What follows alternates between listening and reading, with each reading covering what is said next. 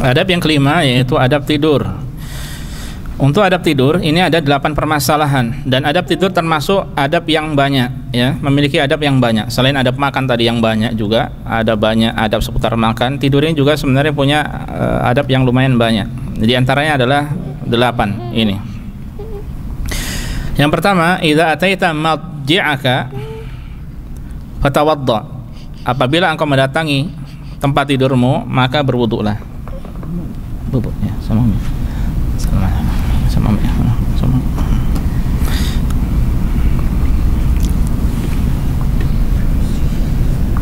ya, maka berwuduklah. Ikhwan sekalian, azinallahu wa iyyakum. Awas jatuh.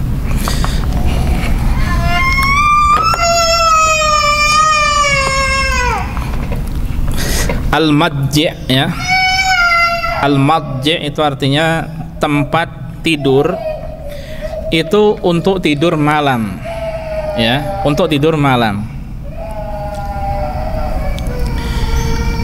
Makanya sunnah tidur yang disyariatkan itu adalah untuk tidur malam, ya,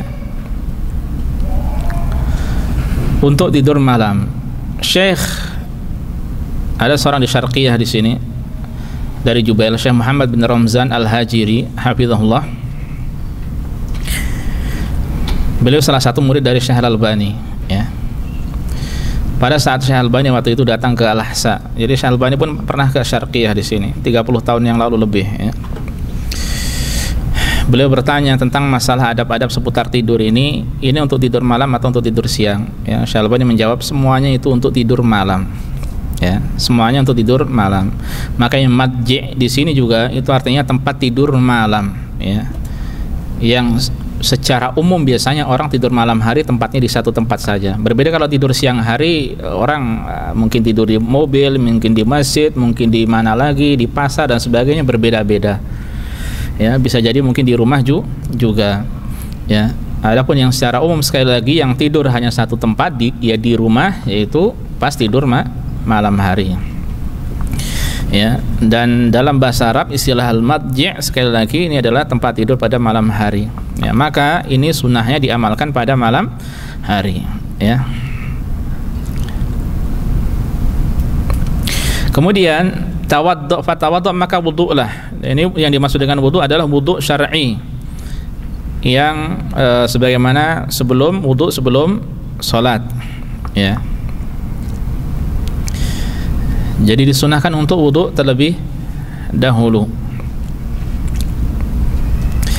Ini yang kedua, dan tata cara salat, tata cara wudu antum tahu. Kemudian yang ketiga atau kedua? Masih kedua, ya. Masih kedua. Wanam ala syiqqikal aiman, dan tidurlah di atas sisi badanmu sebelah kiri atau sisi kiri dari badanmu. Saya ulang, sisi kanan, kok saya malah ikut terjemahan sisi kanan, ya. Al-aiman kanan, al-aiman itu al-yamin, ya. Ini sunnahnya juga. Meskipun seseorang boleh juga dia tidur dengan terlentang, ya. Terlentang itu apa? Terlentang, tahu kan terlentang? Bukan tengkulub, lawan dari telungkup, tengkurap, itu adalah terlentang. Kalau antum mau tidur, dilarang untuk tengkurap. Ini termasuk hal yang dibenci oleh Allah Subhanahu wa taala. Tidur sambil telungkup, ya. Kecuali kalau antum tidur awalnya menghadap ke kanan, kemudian pas malam hari tiba-tiba telungkup, ya tinggal rubah posisi. Nah, seandainya seorang tidur dengan terlentang, maka diantara larangannya jangan mengangkat satu kaki ditaruh di atas satu yang lainnya. Ini bisa menyingkap aurat. Bisa menyingkap aurat. Paham, ya? Kalau orang mau tidur terlentang, maka kakinya tidak perlu diangkat di atas kaki yang lainnya, ya. Dengan menghadap ke kanan. Dan secara kesehatan juga, tidur dengan menghadap ke kanan itu ketika dibangunkan dia akan lebih cepat bangun daripada ketika dia tidur dengan menghadap ke kiri. Jadi tidur menghadap ke kiri itu bisa lebih pulas, ya, tidurnya bisa lebih pulas. katanya apa sih jantungnya ya, secara kesehatan jantungnya itu menggantung. Kalau dia tidur ke arah kanan, kalau ke kiri jantungnya itu akan nempel. Nah kalau nempel akan pulas ya. Kalau menggantung itu kan kesenggol dikit ya langsung bisa dia bisa terjaga, bisa bangun. Kemudian yang ketiga, watlu ayatul kursi marrah, dan bacalah ayat kursi sebanyak sekali. Antum pernah mendengar ada yang membolehkan atau menjelaskan membaca ayat kursinya lebih dari sekali? Ya, tidak ada tuntunannya. Yang sahih hanya sekali. Ya. Kemudian masalah yang keempat, wajma' kaffaika, dan himpunlah, satukanlah kedua telapak tanganmu. Ini termasuk adab. Jadi antum disatukan telapak tangan. Ini adab atau masalah yang keempat. Ya, disatukan. Kemudian yang kelima, waqra. Jadi bukan dengan dilepas tangannya, tapi dengan disatukan. Masalah selanjutnya, waqra fihi ma surat al-ikhlas wal mu'awwidzatain. Dan bacalah pada keduanya apa itu surat al-ikhlas dan surat al-mu'awwidzatain, itu surat al-falaq dan an-nas. Mengapa disebut sebagai surat al-mu'awwidzatain? Atau terkadang ketiga surat ini disebut sebagai al-mu'awwidzat? Karena tiga surat ini sering digunakan untuk ta'awudz. Apa itu ta'awudz? Memohon perlindungan kepada Allah. Dan surat al-mu'awwidzatain padanya ada perlindungan, mohon perlindungan pada Allah dalam surat al-falaq dan an-nas ya. Jadi tiga surat, al-ikhlas, al-falaq dan an-nas dibaca. Ya, antum baca seperti biasa dibaca. Nah, kemudian masalah selanjutnya setelah dibaca, wanfuth fihima. Wanfuth fihima. Tiupkan pada keduanya. Ya, jadi ditiup. Ya, jadi ditiup. Wanfuth ini di sini meniup dengan disertai sedikit air seperti air ludah. Antum kalau meniup bagaimana? Kalau meniup biasa ya. Kalau meludah bagaimana? Ya, kalau ini sekedar ya seperti seakan-akan keluar air liurnya. Ya. Nah, ini namanya apa? Wanfuth. Ya. Tadi apa? Pertama disatukan, kemudian dibaca, kemudian baru ditiupkan. Kalau di riwayat Tirmidzi itu yang saya ingat ditiup dulu baru dibaca. Ya, wallahu a'lam. Ini yang saya sampaikan, apa yang disampaikan oleh Syekh Shalih Al-Utsaimin. Beliau insyaallah mengumpulkan jalan-jalan riwayat yang ada ya, sehingga terjadi kesimpulan ini ya. Ini husnudzon kita pada beliau. Jadi ditiup. Nah, setelah ditiup, wamsah. Masalah yang ketujuh, wamsah bihima masata'ta min jasadik, dan usaplah.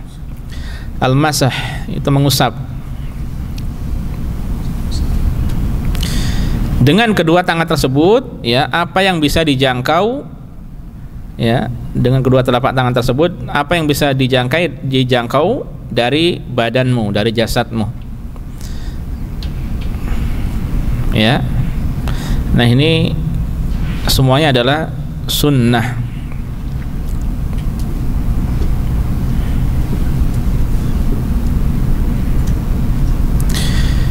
Dimulai dari bagian tubuh yang depan ya, seperti wajah kita, tangan, kemudian badan, kaki, kemudian belakang ya, kemudian belakang. Dan masalah yang terakhir, taf'alu dzalika thalathan. Engkau lakukan hal tersebut atau engkau ulangi sebanyak tiga kali. 3 kali ini membaca dan meniup, kemudian dengan diusap dengan tata cara yang sudah kita sampaikan sebanyak tiga kali. Ini ada tuntunannya dari Rasulullah Sallallahu Alaihi Wasallam. Jadi tangannya disatukan, kemudian dibaca, kemudian ditiup, kemudian baru diusap. Ya. Ini dilakukan sebanyak 3 kali. Kalau dilakukan maka seorang akan dijaga oleh Allah Subhanahu wa taala dari hal-hal yang tidak baik ya. Makanya adab-adab sebelum tidur itu kalau diamalkan semuanya banyak ya, Masya Allah. Banyak. Nah, ini diantaranya. Dan kalau Syekh Shalih Al-Utsaimin hafizahullah, beliau menambahkan faedah ya, bahwa cara ini diamalkan pada dua keadaan. Pertama, sebelum tidur tadi. Yang kedua, ketika seorang sakit. Ya. Ini berarti termasuk bagian dari kesembuhan ya, semacam meruqyah diri sendiri ya. Ketika dia sakit. Adapun yang dilakukan oleh sebagian dari kaum muslimin, dia membacanya atau melakukannya setelah sholat biasanya, maka ini termasuk hal yang tidak ada tuntunannya. Pernah lihat antum? Ya, dulu waktu saya di Indonesia pernah lihat sekali di Surabaya, sekitar mungkin lebih dari 20 tahun yang lalu ya. Apa ini orang kok melakukan seperti ini? Setelah itu tahu sunnahnya, bahwa sunnahnya sebelum tidur. Orang itu melakukannya sebelum tidur. Setelah sampai di sini ternyata banyak yang melakukannya ya, banyak dari orang-orang IPB ya. Itu yang ada tuntunannya sebelum tidur dan ketika sakit ya. Wallahu ta'ala alam. Ini yang benar. Nah, untuk adab seputar tidur ikhwas sekalian azanillahu wa iyyakum, akan ada beberapa tambahan secara singkat. Kalau memang memungkinkan ikhwas sekalian, jangan tidur sendirian. Ya, di antara yang dilarang, jangan tidur sendirian, jangan safar sendirian. Ya, jangan tidur sendirian, jangan safar sendirian. Iya. Baru datang ke Nah, jadi usahakan untuk tidak tidur sendirian atau safar sendirian. Ya, bisa terjadi hal-hal yang tidak diinginkan ya. Makanya tidur berdua atau lebih. Kemudian termasuk adab untuk tidur juga ya, berusaha untuk tidur ya di tempat yang tidak dilihat oleh banyak orang ya. Karena namanya tidur itu kan rentan mungkin terbuka aurat ya, tersingkap ya, sehingga tidur di tempat yang tersembunyi ya. Di taman tuh terbuka kan, kalau di taman terbuka banyak orang lewat lalu lalang, di pantai contohnya ya, itu tidak adabnya tidur ya. Kalau udah tidur hilang rasa, dia bisa mungkin tersingkap auratnya dan lain sebagainya. Kemudian di antara adabnya juga adalah tidak tidur dalam keadaan kenyang, apalagi dia tahu tetangganya lapar tapi tidak dikasih makanan. Bukan termasuk adab seorang muslim seperti ini.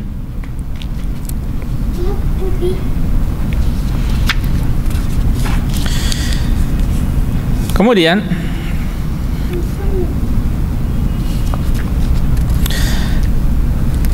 usahakan untuk membaca, atau sunnahnya yaitu membaca beberapa surat. Di antara surat apa? As-Sajdah. Kemudian yang kedua surat Al-Mulk. Ketiga surat Bani Israel atau Al-Isra. Keempat surat Az-Zumar. Apa saja tadi? Banyak ya. As-Sajdah, Al-Mulk, Al-Isra, Az-Zumar. Tadi ayat kursi sudah ya. Kalau mau ditambahi dua ayat terakhir dari surat Al-Baqarah. Dua ayat terakhir dari surat Al-Baqarah. Ini sesuai dengan kemampuan. Dan bukan berarti dibacanya sebelum tidur, pada malam hari contohnya. Untuk pada malam hari surat baca Al-Mulk atau plus As-Sajdah ya. Kalau Rasulullah SAW dahulu tidak tidur sampai beliau membaca dua surat tersebut ya. Nah, berarti bukan berarti pasti sebelum tidur ya, boleh sebelumnya. Kemudian juga seandainya bagi seseorang yang dia sulit untuk bangun di akhir malam, bangun cepat di akhir malam, maka silahkan dia witir sebelum tidur ya. Ini diantara wasiat Rasulullah SAW kepada Abu Hurairah, juga kepada Abu Darda kalau tidak salah radhiyallahu ta'ala anhuma ya. Kata Abu Hurairah, an utira qabla an anam ya. Rasulullah mewasiatkan kepadaku untuk witir sebelum aku tidur ya. Kalau yang dia yakin mudah bisa tidur, bisa bangun cepat, ya, maka witir yang terbaik baginya adalah diakhirkan.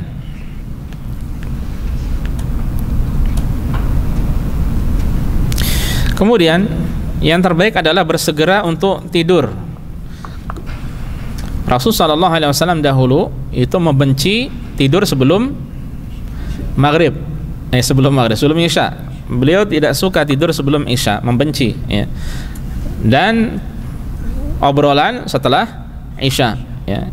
Kecuali kalau ada hal yang penting, silakan. Kalau tidak ada penting, yang sebaiknya adalah, yang terbaik adalah segera tidur. Sungguh nikmat orang ketika bisa mudah baginya untuk tidur cepat, ya. Itu adalah kenikmatan. Karena bisa bangun cepat pagi-pagi, bisa penuh berkah, ya. Dia bisa banyak beribadah pada Allah. Kemudian diantara adab juga adalah tidak meninggalkan lampu yang menyala. Tidak meninggalkan lampu yang menyala. Terkhusus lampu yang berapi, ya, yang ada apinya. Kita katakan apa ini? Bara api. Apa sih? Lampu teplok, lampu dian, lampu apa lagi orang mengatakan? Petromak, lilin, ya, dan semacamnya. Mengapa? Ya, coba kita simak. Rasulullah SAW mengatakan, "Idza nimtum fa'atfi'u surujakum." Kalau kalian mau tidur, maka matikan lampu-lampu kalian. Fa inna syaitana yadullu mithla hadhil fa'rah ala hadza fayuhriqakum. Ya. Karena setan itu bisa jadi nunjukin tikus untuk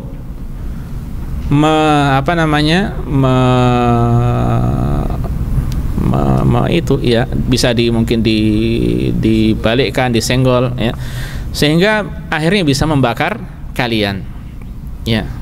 Dan memang tikus itu binatang disebut fuwaisiqah, binatang yang fasik, binatang yang jahat, dan termasuk binatang yang boleh dibunuh baik di haram atau di luar, apalagi di luar haram, ya. Di lewat yang lainnya Rasul mengatakan, wa'atful masabih, matikan oleh kalian lampu-lampu. Fa inal fuwaisiqah rubama jarratil fatilah fa ahraqat ahlal bait. Karena bisa jadi al fuwaisiqah, binatang seperti tikus ini, ya, dia bisa menyeret, membawa fatilah itu sebenarnya sumbu secara asalnya, ya, lampu tersebut, sehingga bisa membakar orang yang tinggal atau rumah beserta orang yang tinggal di dalamnya, ya. Nah, makanya ini penting untuk diperhatikan. Dan dalam riwayat yang lain Rasul mengatakan, inna hadin nar innama hiya aduwwul lakum. Api ini adalah musuh bagi kalian. Fa idza nimtum fa'atfi'uha ankum. Kalau kalian tidur maka matikanlah. Ya, matikanlah. Jadi sekali lagi, ya, tikus itu binatang yang fasik, ya, yang tidak baik, fuwaisiqah, merusak dia. Bahkan di antara cerita siapa, ya, Syekh Muhammad bin Shalih Al-Utsaimin rahimahullah kalau tidak salah, ya, ada tikus itu yang suka mencuri perhiasan. Ada orang kehilangan emas, Muhammad pernah baca kisahnya. Ya. Jadi orang kehilangan emas, kok lama-lama hilang, ternyata yang mengambil itu adalah tikus. Bahkan dibarter dengan apa sih, saya lupa kisahnya. Muhammad ingat gak? Jadi diiming-imingi apa? Akhirnya tikus itu menjatuhkan emas itu satu persatu dari tempat persembunyiannya, disatukan satu. Ternyata tikus ini yang mencurinya. Nah, itu diantara kejahatan,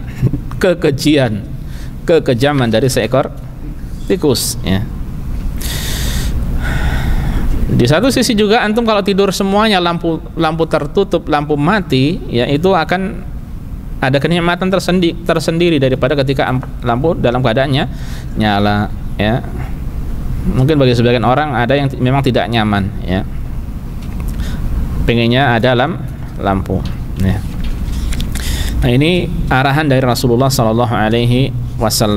Juga hal yang penting, ikhwas sekalian, azanallahu wa iyyakum, terkadang kita ini charger HP terus kemudian kita tinggal tidur, ya.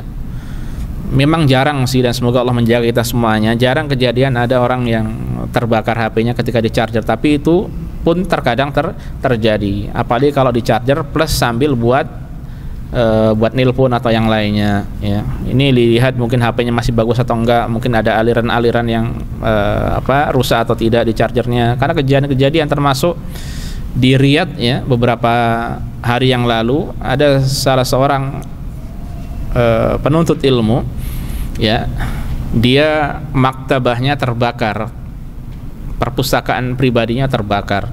Gara-gara apa?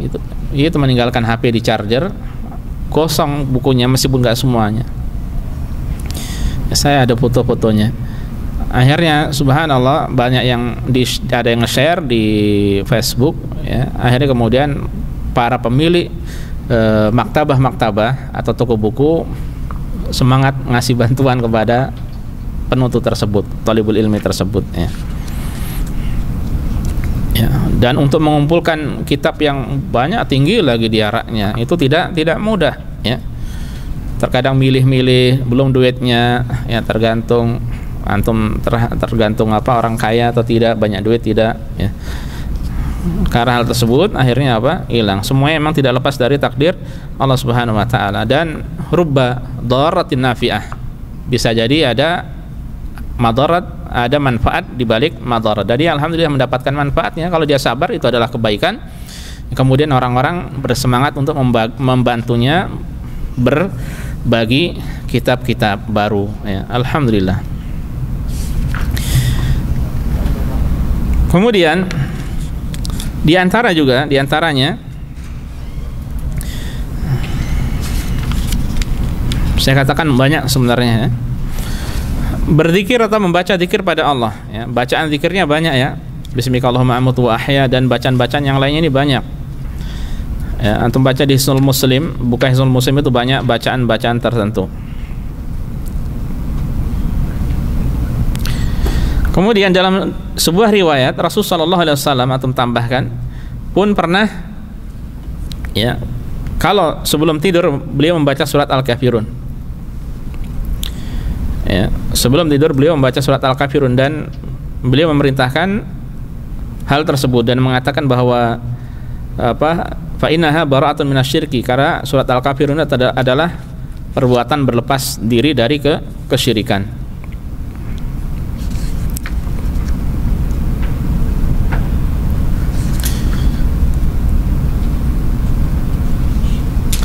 Kemudian tidur secukupnya. Ini juga termasuk adab, tidur secukupnya.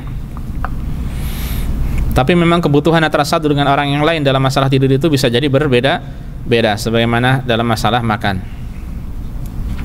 Ya, kalau secara kesehatan, ya, rata-rata kalau antum baca tidur yang normal, yang baik itu antara berapa? 7 sampai 7 atau sampai 8 jam. Itu kalau diterapkan banyak waktu habis. Ya, karena ulama-ulama dahulu diantara itu kalau tidur hanya berapa jam saja. Syekh bin Baz kebiasaannya 3 atau 4 jam saja, ya. Pernah suatu ketika Syekh bin Baz capek sekali, habis pokoknya banyak aktivitas dakwah dari pagi sampai malam, atau sakit pada kalau tidak salah saat itu, dan beliau punya jam beker. Suatu ketika sama istrinya diakhirkan sejam kalau tidak salah. Belum bunyi, pas waktunya beliau bangun, ya. Kemudian tanya sama istrinya, siapa ini? Marah, tidak suka, siapa ini yang mematikan ini, kok tidak ada suara ini, ya. Padahal kata istrinya, beliau ini kalau tidur malam hanya 3 jam kalau tidak salah, Syekh bin Baz rahimahullah, ya. Syekh Abdurrahman Nasir Besadi, banyak ulama, ya, banyak. Jadi mereka tidurnya hanya sebentar. Ya, tapi kalau ini Muhammad yang saya dengar, ini Syekh bin Baz, ya, bercerita kepada seorang syekh. Nah, syekh ini yang bercerita, ya. Jadi dia diceritakan oleh istrinya kemudian kemudian syekh ini bercerita kepada orang-orang, ya.